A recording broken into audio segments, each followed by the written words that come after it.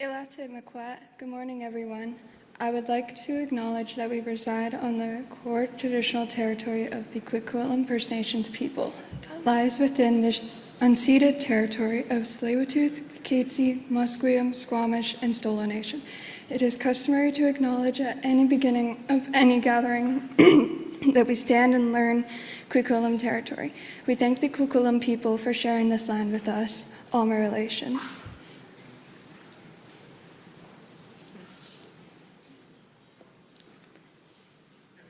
Thank you, Brianna, for starting us off in such a meaningful way. Bonjour, tout le monde. I'm Zoe Royer, your Liberal candidate for Port Moody Coquitlam, and for the past 14 years, it's been my honor, the honor of my life, to serve this community, first as Port Moody City Councillor, and now as trustee for Coquitlam School District. I'm so pleased to welcome you here to my home riding. This is a community of hard-working families and small business owners. It's a place filled with people who care deeply about the future, making life more affordable, and building an economy that works for everybody. For the past 20 years, this community has been my home. I know how much it matters to have a leader that we can trust. A leader with experience, thoughtful and steady in these uncertain times. That's why I'm honored to introduce someone who embodies exactly that, Mark Carney. What stands out most is his commitment to people. Mark leads with focus on communities, creating opportunity, and improving the lives of all of us with his strong, proven leadership. He's not just the leader of the Liberal Party of Canada. He is the leader Canada needs right now. It's a privilege to welcome him here to Port Moody Coquitlam. Please join me in giving a warm welcome to your Liberal leader, your Prime Minister, Mr. Mark Carney.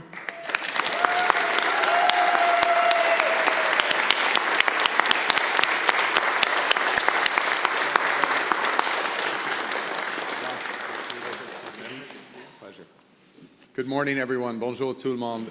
Thank you very much, Zoe, for that kind introduction.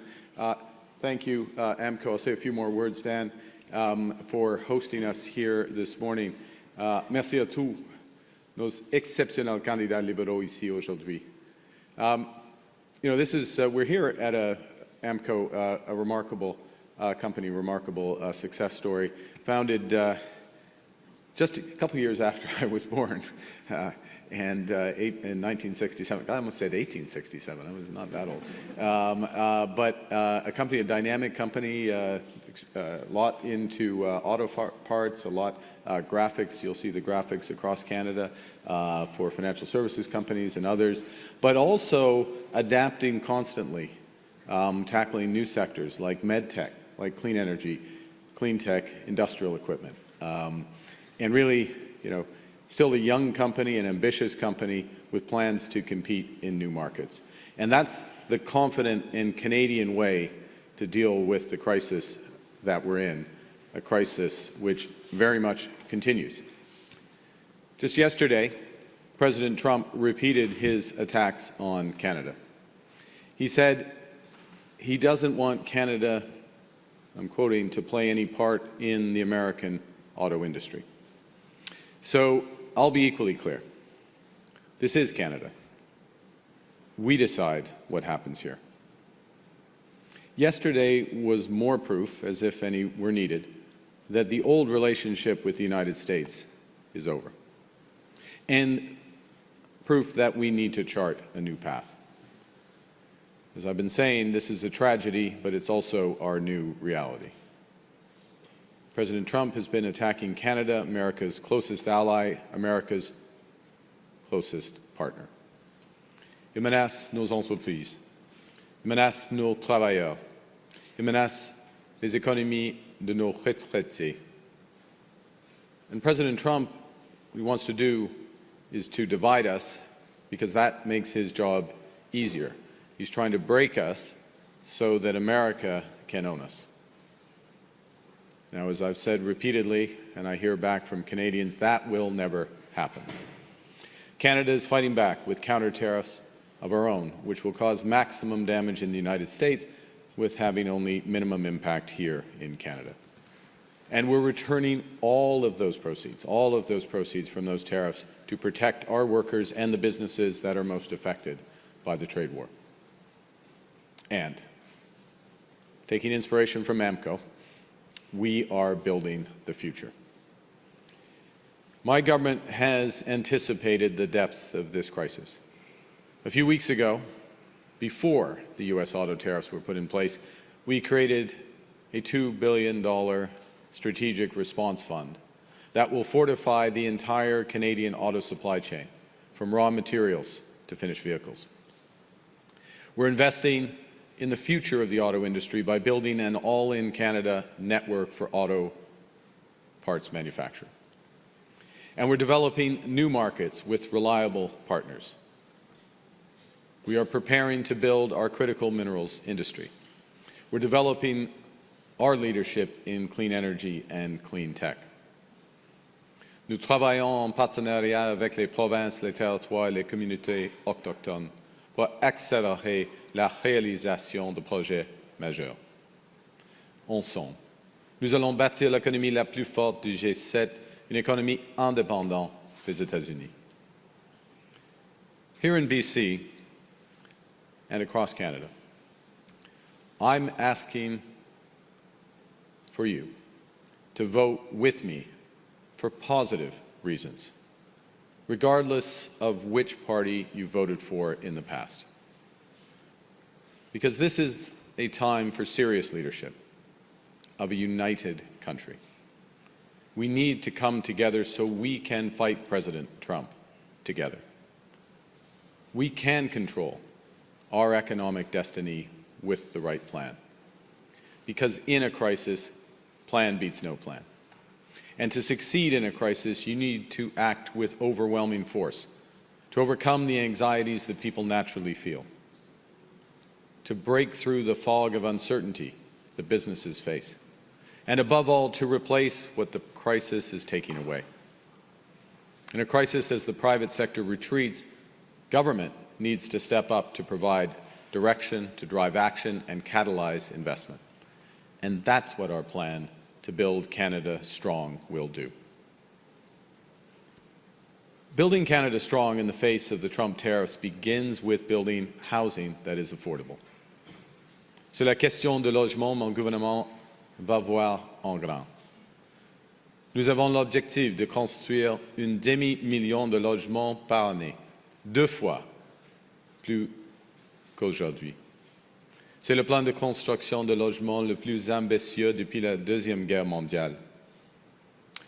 We will build homes you can afford to buy, homes that are more sustainable and cost less to live in, homes made using Canadian ingenuity, Canadian labor, Canadian products, including softwood lumber and mass timber, houses that are Canadian to the core.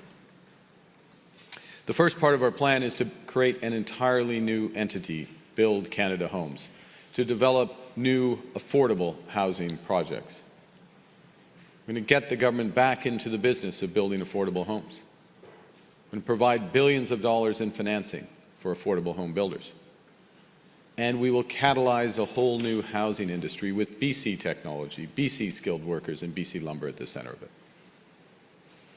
Our ambitious housing plan will also cut the development charges in half for multi-unit housing. That's about $60,000 off the average apartment in Vancouver.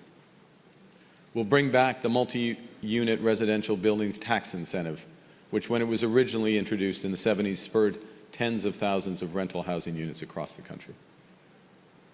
Pour inciter les promoteurs immobiliers, nous allons ramener la déduction fiscale pour les immeubles résidentiels locatifs, qui, dans les années 70, a permis de bâtir des dizaines de milliers de logements.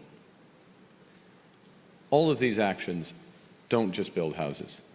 They build economic strength at home, and they build negotiating leverage with the Americans. Now, While we're building homes, we also have to build safety at home. Misguided American policies backed by President Trump are not only threatening our economy, they're also threatening the safety of our communities. Criminals are taking advantage of irresponsible American gun laws and their weak border enforcement to bring illegal guns into Canada. So we're taking action. While criminals are trying to illegally import guns from the United States to Canada, Pierre Poilievre is trying to import US-style gun laws to our country. But you can't be serious about being tough on crime if you're not willing to be tough on guns. You can't be serious about stopping intimate partner violence without being serious about gun control. We are not America. We are Canada, and we are serious. If elected, my government will automatically revoke gun licenses for individuals convicted of violent offenses, including intimate partner violence. We will strengthen firearm licensing and invest in labs to increase our capacity to track down guns used in crimes. We will reinvigorate the buyback of assault-style firearms and leave the classification of new firearm models to the RCMP, not the gun industry. In contrast, Pierre Poilievre has voted against every single gun control measure in his decades-long career in the House of Commons. And crucially, we will also help tackle the toxic drug crisis head-on, because we know that the current approach isn't working. Fentanyl has taken far too many lives, far too soon, here in BC and across Canada. We need solutions, not slogans. That's why our plan is to disrupt the supply chain, to penalize those responsible for peddling drugs and disgracefully profiting off the pain and suffering of others, and to better support the loved ones dealing with the addiction. We will help stem the tide of drugs coming across the U.S. border by recruiting 1,000 more RCMP personnel and 1,000 more Canada Border Service agents, officers. Nous allons permettre aux forces de police de confisquer la contrebande, incluant le fentanyl, dans le corridor de Poste Canada. Nous allons renforcer les services de poursuite pénale du Canada pour nous assurer que ceux qui profitent du crime soient traduits en justice.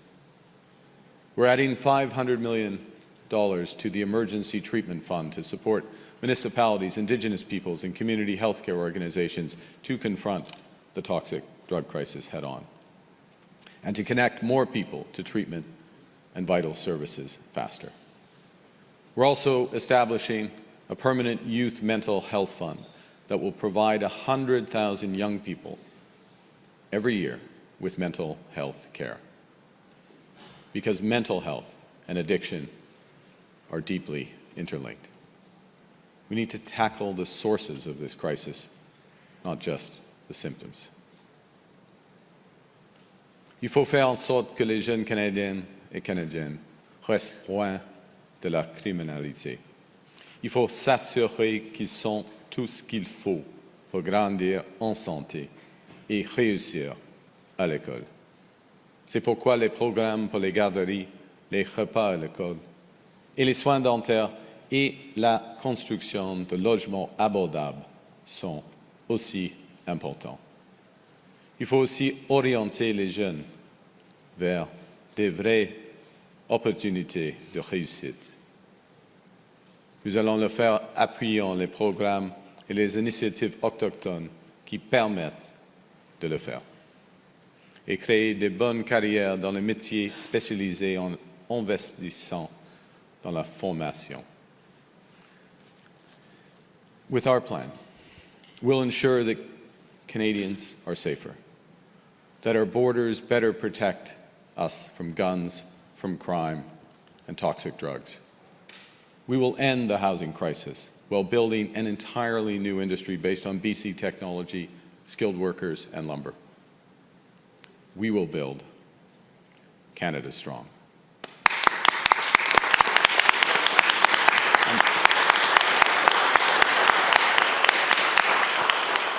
And with that, I'd be pleased to take your questions. Thanks. Thank you, Prime Minister. We'll start with the media delegation for 15 minutes. Laurence? Oui, bonjour, Monsieur Carney, Laurence Martin de Radio-Canada. Monsieur Carney, pourquoi vous avez dit que Monsieur Trump a respecté la souveraineté du Canada durant votre appel alors qu'il a évoqué le 51e État? Soyons clairs. Je suis toujours clair avec tout le monde, en public, au privé, y compris le président, qui soulève cette question, que cela n'arriverait jamais. Cela n'arriverait jamais. Et le président et moi, nous avons convenu que le Canada et les États-Unis commenceront des négociations en ce qui concerne nos relations économiques et sécuritaires, étant nation souveraine après l'élection. Et les commentaires du président hier soulignent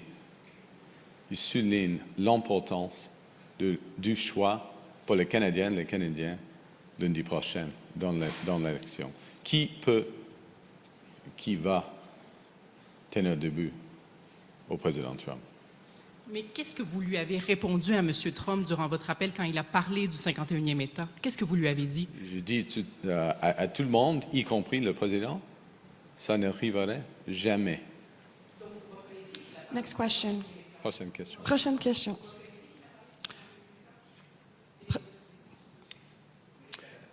To be clear, as I've said to anyone who's raised this issue, in private or in public, including the President, that it will never happen. And the President and I, when we spoke, we agreed that Canada and the United States, as sovereign nations, would begin negotiations on our economic and security relationship following the federal election. And I think the President's comments yesterday and before that just underscore how important the choice that Canadians have on Monday.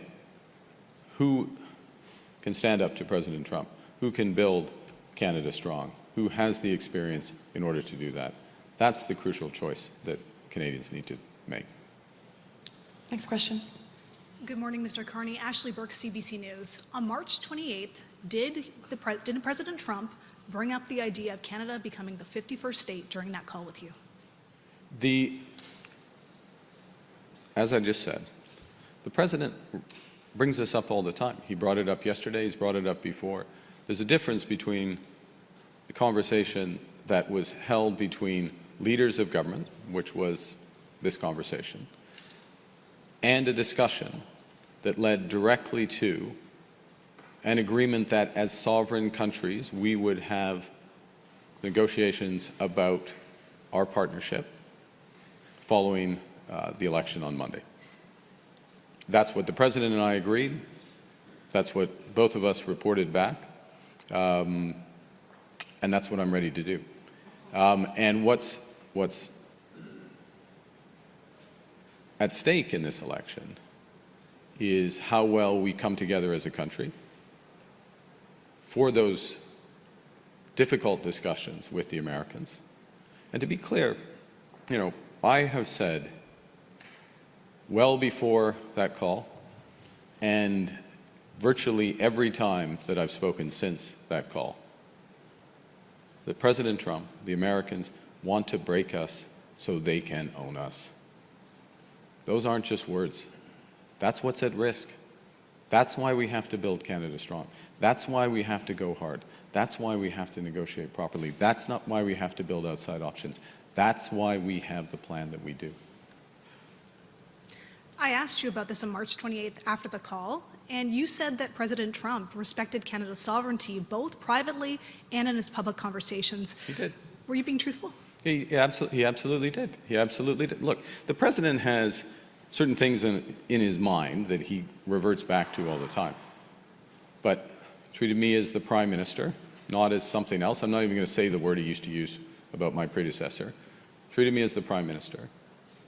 We had discussions as sovereign nations. We agreed as sovereign nations that these negotiations will begin after the election on Monday.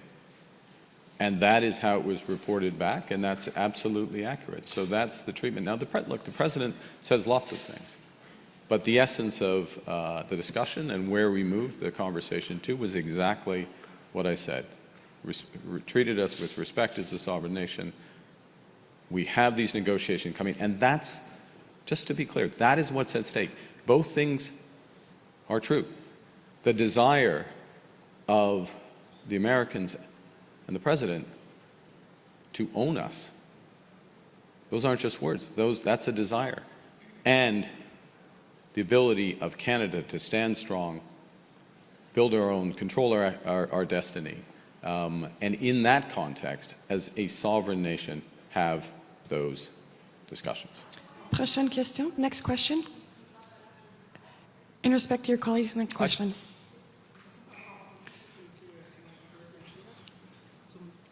C'est presque la même question, en effet. Mais c'est déjà fait. C'est déjà traduit, je crois.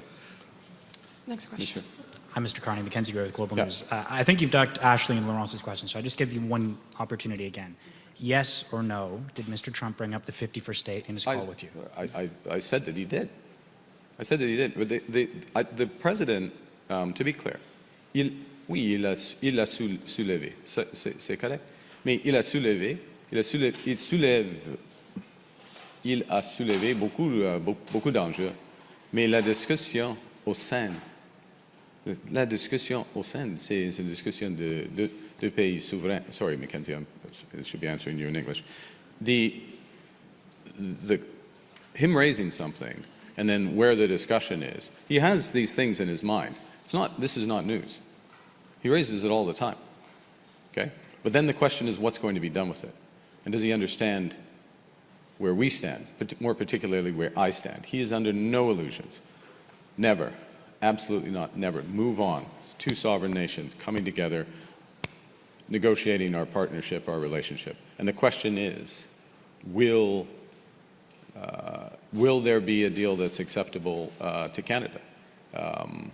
There's a lot that will never be on the table in those negotiations, and I've been absolutely clear about that. Je viens de le dire, je crois, je sais déjà. Il faut le suivre. Beaucoup de questions, très rapides, je sais. Continue, Mackenzie, sorry. Yeah, going forward, you've talked about that economic and security deal that you want to negotiate with the President. When my colleague Brian Platt asked you yesterday about what conditions would be involved in sitting down with the President, one thing you didn't say was respect for Canada, which is something you previously said before. So I just want to be clear. Is that still something? This is not... This has to be a serious discussion, sovereign nations. That's what he and I agreed. It has to, that has to remain the case. It's not a photo op. It's not a visit to Mar-a-Lago. It's not any of those things. And I also want to be clear that these will be tough negotiations. These will be tough discussions. But that's why, that and many other reasons, is why we build Canada strong. It puts us in a better position. Look, we are absolutely clear. And I say this, but reality is behind it. We can give ourselves far more than the Americans can take away. And I'll put numbers on this just for a second. The Bank of Canada thinks worst case U.S. trade war, global trade war, it's about $125 billion off our economy a few years out. Just free trade in Canada is $200 billion for Canada. That's before all the investment we're talking about in housing. That's before the investment in energy. That's before the investment in new trade corridors and critical minerals and others, okay? So by building the country, this is why I'm so focused and we're so focused on building Canada strong. Yes, it's creating good jobs, a better future for our country, but it also gives us leverage. It gives us leverage in the negotiation. We don't have to do a deal in the short term. We will do the right deal. My government will do the right deal, the best deal for Canada. That's why I'm asking people for their vote, so we are in a position to accomplish it for them. Prochaine question. Michel Sabat, la presse canadienne. Pourquoi ne pas avoir dévoilé le 28 mars que M. Trump ait soulevé le sujet du 51e État et avez-vous été transparent? Oui, je suis transparent. Ce qui est important, il y a un appel, il y a beaucoup de discussions dedans. Et ce qui est important, c'est le résultat de l'appel. Et les conclusions des États-Unis, Monsieur le Président, et le Canada sont les mêmes. Okay? Une bonne discussion, très constructive. Ces négociations qui commenceront après l'élection. Troisième point, j'ai dit à lui, nous allons, à ce moment-là, nous allons faire des contre-tarifs par rapport au secteur automobile. Je lui ai avisé ça. Et je l'ai fait. Point final, j'ai dit à lui, je vais travailler fortement afin de gagner la confiance des Canadiens et Canadiens dans cette élection. What's important, we talked about lots of things, okay? And what's important is the conclusions of the call, the results of the call. And those are exactly the same on the American side and the Canadian side, what President Trump's readout, our readout of the call. And those were that it was very constructive, number one. Number two, that we agreed to have these negotiations that would begin following this election, this crucial election that's happening on Monday. Thirdly, that I advised him that we would retaliate if they put in place auto tariffs. So I warned him of that, and we did, subsequently, as you know. And that I also observed the obvious point, but important to underscore it, that I would be working hard to gain the confidence of Canadians for the election on Monday, which is why, again, to underscore how crucial this election is, for many reasons, but above all because of the stakes. To underscore again, the President, his ideas in his head, his designs, wants to break us so he can own us. The question is, who's going to stand up to that? I'm ready to do it. M. Carney, en tout respect, vous n'avez pas répondu au premier volet de ma question et je suis certain qu'il va revenir dans les prochaines heures, les prochains jours, si vous ne le faites pas. Donc, j'aimerais quand même que vous le faites. Pourquoi ne pas avoir dit, le 28 mars dernier, que M. Trump avait soulevé ce sujet du 51e État? Et je vais vous poser ma question de suivi, OK, parce que j'ai besoin de ça aussi. Il y a M. Legault, ce matin, le premier ministre du Québec, qui a refait ses demandes en matière d'immigration. Ces craintes, est-ce qu'elles sont légitimes et allez-vous y acquiescer? En ce qui concerne les objectifs du gouvernement du Québec en ce qui concerne l'immigration, c'est l'immigration plus des demandeurs d'asile, oui. Oui, absolument, il faut... je suis d'accord avec lui, la nécessité de réduire le niveau d'immigrants temporaires au Québec. Et comme il le sait, et vous le savez, c'est une responsabilité partagée entre le gouvernement fédéral et le Québec. Et il faut travailler dans une étroite collaboration afin d'atteindre cet objectif. Last question from the media delegation. Il y en a trois questions. Le volet numéro 1. Pardon? Pardon, monsieur. Le volet sur pourquoi ne pas avoir dévoilé le sujet. Monsieur, il y a plusieurs enjeux. On a discuté plusieurs enjeux. Ce qui est important, c'est les conclusions. Les conclusions du président des États-Unis et le premier ministre du Canada. Et les conclusions sont claires. J'ai dit non, jamais, et la conversation continue. Last question. Anya Codeglia, Canadian Press. Mr. Carney, your party platform would add $130 billion in new measures to the fiscal framework. Can you spell out to Canadians what's your fiscal anchor?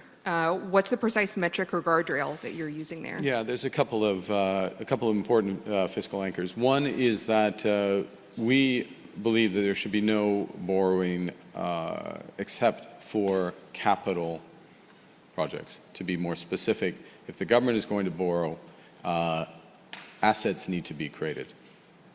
most of those assets will be created in the private sector. Through investment tax credits, for example, accelerated depreciation or other projects, first point. The second is that a stable and then declining debt to GDP ratio, which is what our platform does achieve. It achieves both. And I think the third I would add to that, which is critical, is absolute transparency.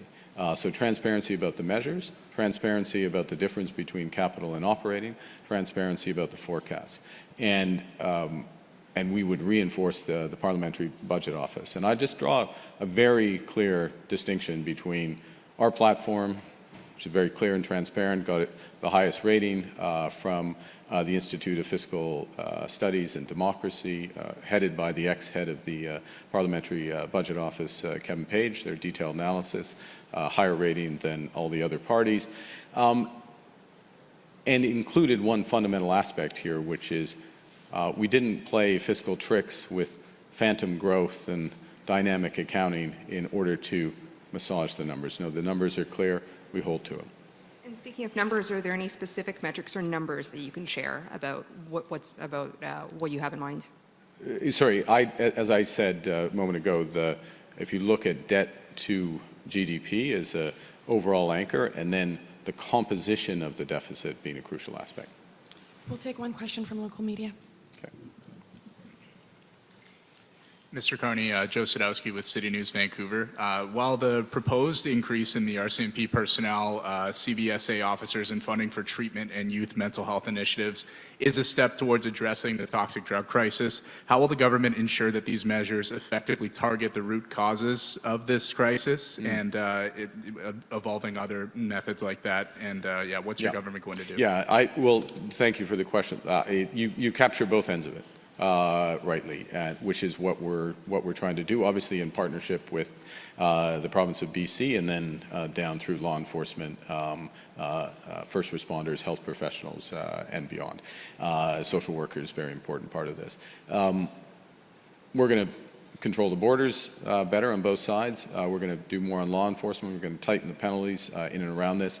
But then very importantly, going to the root causes, and there are many, but some that we can most directly affect are, again, working in partnership, but around homelessness, deeply affordable housing. The absence of deeply affordable housing is a huge challenge for this, and that is why our housing program is so ambitious, and that is why our housing program has a big element of the government driving things, because if we just leave it to the market, as basically has been done for the last 20, 25 years, it won't happen. So that's why we're stepping up. And then secondly, as you mentioned briefly, and I mentioned in my remarks, and there's a lot behind what I'm about to say, is a very deliberative focus around mental health, youth mental health, permanent programs being put in place so professionals can rely on those, plan, build that out.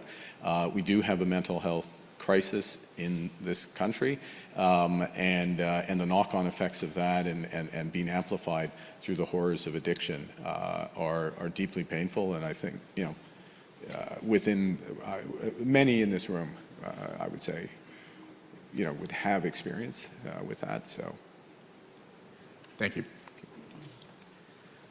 Jared Yeager with the Western Standard. Just following up on the drug crisis. So Gregor Robertson, your candidate for Vancouver, Fraserview, South Burnaby, he was one of the leading advocates for drug decriminalization, and while he was mayor of Vancouver, overdoses increased by 600%. So why should people in the Lower Mainland trust the Liberals after seeing firsthand the lasting damage caused by your candidate's policies? I think there are many causes of this crisis. And so we're attacking them from our perspective across a range of them. I just gave a detailed answer to those elements, and we'll continue to do it. A multi-pronged strategy that also, again, has to work in close collaboration with the province of BC. Thank you. Merci, c'est ce qui met fin à la conférence de presse d'aujourd'hui. OK. Bon, merci.